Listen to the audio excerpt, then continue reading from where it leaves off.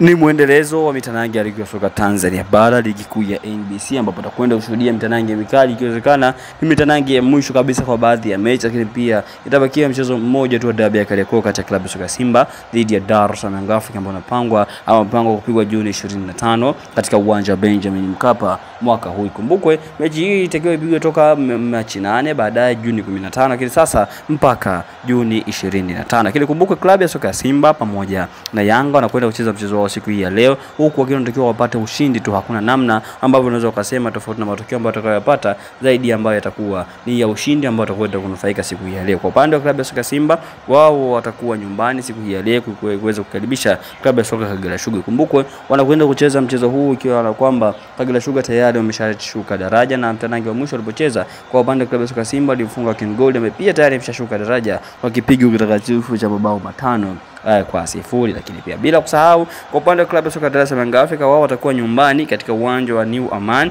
kule Zanzibar, wakiweza kukaribisha klabu ya soka Dodoma Jiji katika mchezo wao wa mwisho pia wa soka Tanzania bara, ukiacha kiporo dhidi ya klabu ya soka Simba. Kikumbukwe mechi ya mwisho klabu ya soka Dar es Salaam Africa wao waliweza kuifunga klabu ya soka waliweza kuifunga klabu ya soka Tanzania Prisons kwa jumla mabao 5 kwa 0 katika mchezo huu wa ligi ya soka Tanzania bara. Mchezo huo wanaingia wakiwa Dar es Salaam Africa, ambao ndio vinara wa ligi ya soka Tanzania bara, mara baada ya kuweza kujikusanyia alama 76 katika